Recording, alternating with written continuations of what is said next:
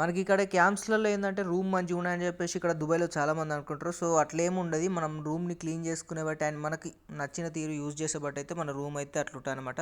So, నా room అయితే మీకు ఈరోజు చూపిస్తాను. నా రూమ్ అయితే థర్డ్ ఫ్లోర్‌లో ఉంటది. సో, నా రూమ్ నెంబర్ అయితే 326. ఇప్పుడైతే మీకైతే నా రూమ్ చూపిస్తాను. వీడికి ఇవాళ నైట్ డ్యూటీ అనుకుంటా వీడు పడుకున్నాడు. అండ్ ఇదైతే మా రూము. అక్కడ ఒక తమిళ్ అతను ఉంటాడు. రీసెంట్‌గా వచ్చిన అతను కూడా. అండ్ ఇక్కడ వీళ్ళు ముగ్గురు అయితే నేపాల్. వీళ్ళు ముగ్గురు ఫ్రెండ్స్. అండ్ లాస్ట్‌లో ఒక చిన్న పిల్లాడు ఉంటాడు.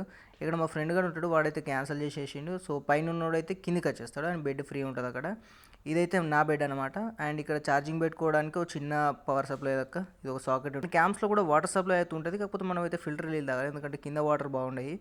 సో, అండ్ మనకైతే అందరికి ఒక్కొక్క కబోర్డ్ ఇస్తారు. అండ్ మన డిపార్ట్మెంట్‌లోనే ఏందంటే ఫ్రిడ్జ్ కూడా ఇస్తారు. అండ్ మనం యూజ్ చేసుకోవచ్చు. అండ్ ఫ్రెండ్స్ కూడా అంటే రూమ్ మెంబర్స్ కూడా షేర్ చేసుకోవచ్చు. అది మన ఇష్టం బట్టి.